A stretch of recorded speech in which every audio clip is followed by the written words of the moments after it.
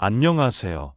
오늘은 많은 분들이 건강을 위해 꾸준히 드시는 식재료, 바로 마늘에 대해 이야기해 보겠습니다. 좋아요, 구독 부탁드립니다. 감사합니다. 복 받으세요. 마늘은 예로부터 면역력을 높이고 혈액을 맑게 하는 음식으로 알려져 있습니다. 그래서 식사 때마다 또는 건강을 위해 따로 챙겨 드시는 분들도 많습니다. 하지만 중요한 사실이 있습니다. 마늘은 분명 몸에 이로운 식품이지만 잘못 먹으면 오히려 위장을 해치고 몸을 약하게 만들 수 있습니다. 특히 60대 이후라면 마늘 섭취 방법을 반드시 다시 점검해야 합니다.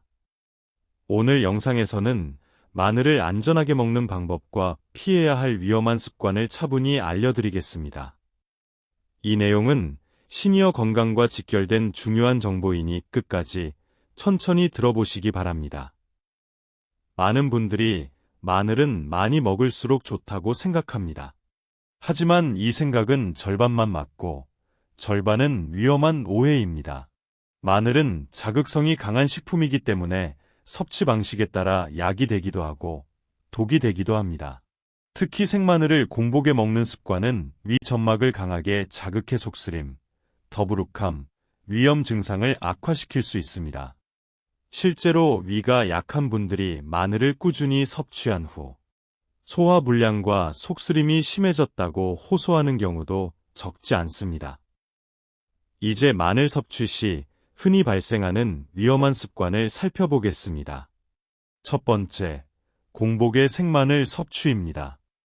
아침에 건강을 위해 생마늘을 그대로 먹는 분들이 있는데 이는 위점막을 자극해 위장 기능을 급격히 떨어뜨릴 수 있습니다.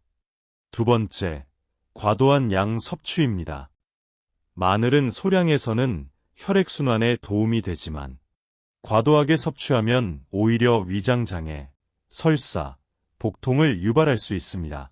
세 번째, 약과 함께 무분별하게 섭취하는 경우입니다. 마늘은 혈액을 묽게 하는 작용이 있어 특정 약물과 함께 섭취 시 부담이 될 수 있습니다. 그렇다면 마늘은 어떻게 먹어야 안전할까요? 가장 중요한 원칙은 익혀서 섭취하는 것입니다. 마늘을 볶거나 찌거나 구워 먹으면 자극성이 줄어들어 위장 부담이 훨씬 적습니다. 또한 식사 중이나 식후에 섭취하는 것이 좋습니다. 공복을 피하고 다른 음식과 함께 섭취하면 마늘의 자극성을 완화할 수 있습니다. 하루 섭취 적정량은 시니어 기준으로 익힌 마늘 2~3쪽 정도가 무난합니다. 이상을 매일 지속적으로 섭취하는 것은 피하는 것이 좋습니다. 연령대별 주의점도 짚어보겠습니다. 50대는 위장 기능이 서서히 약해지는 시기이므로 생마늘 섭취 빈도를 조절해야 합니다. 60대 이후에는 위산 분비와 소화력이 감소하므로 마늘의 자극이 더 크게 느껴질 수 있습니다. 따라서 반드시 익혀서 드시는 것이 안전합니다. 70대 이상은 위장 질환이나 약 복용이 많아지는 시기이므로 마늘 섭취 전 전문가와 상담하는 것도 좋은 방법입니다. 마늘이 도움이 되는 경우도 있습니다.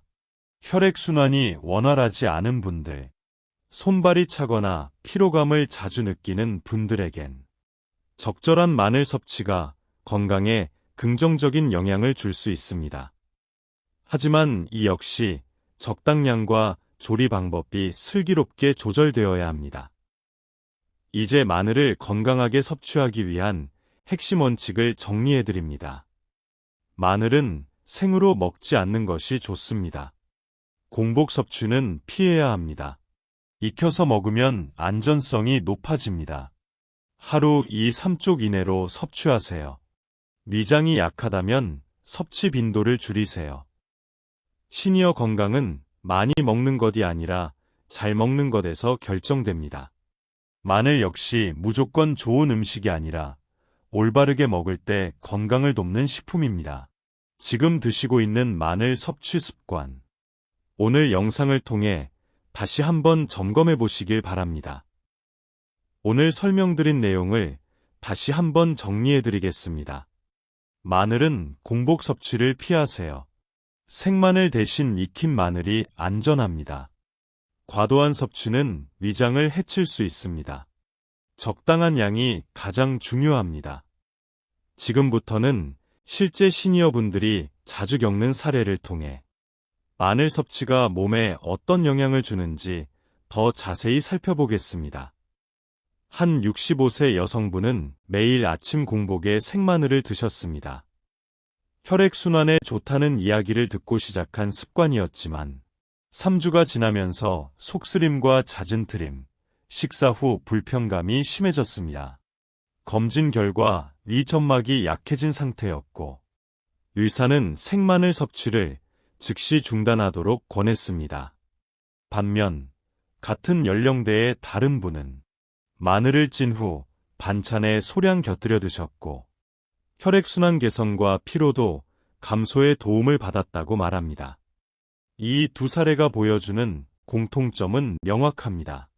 마늘의 문제는 마늘 자체가 아니라 섭취 방식에 있다는 점입니다.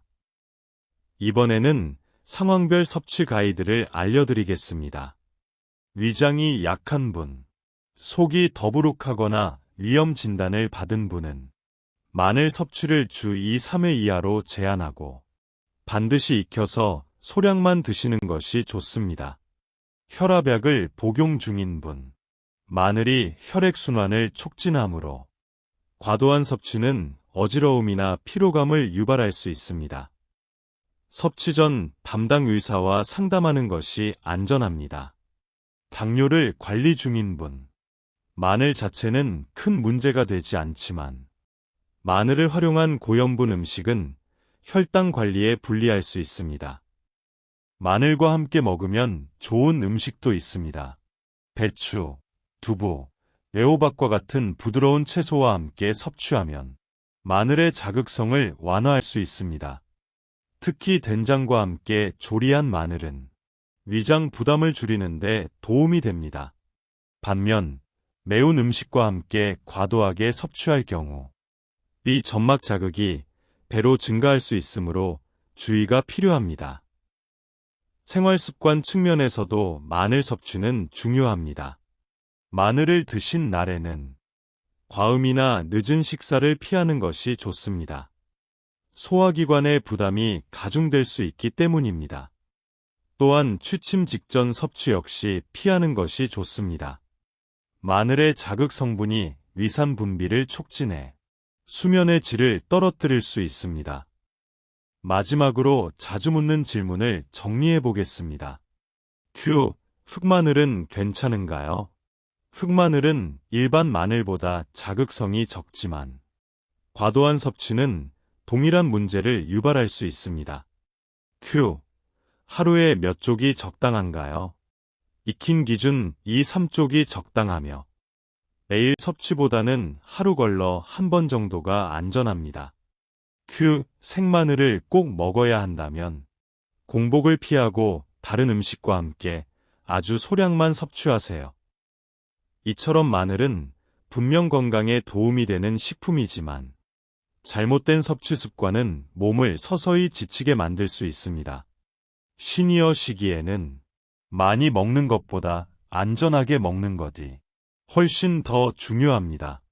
마늘을 약처럼 먹기보다 하루 식사의 일부로 균형 있게 섭취하는 것이 가장 현명한 방법입니다. 오늘 영상에서 전해드린 핵심은 단순합니다. 마늘은 무조건 좋지 않습니다. 먹는 방법에 따라 약이 될 수도, 독이 될 수도 있습니다. 여러분의 식습관이 건강을 결정합니다. 이제부터 마늘을 드실 때 오늘 내용을 떠올리며 현명한 선택을 하시길 바랍니다. 여러분의 건강한 하루를 진심으로 응원합니다. 감사합니다.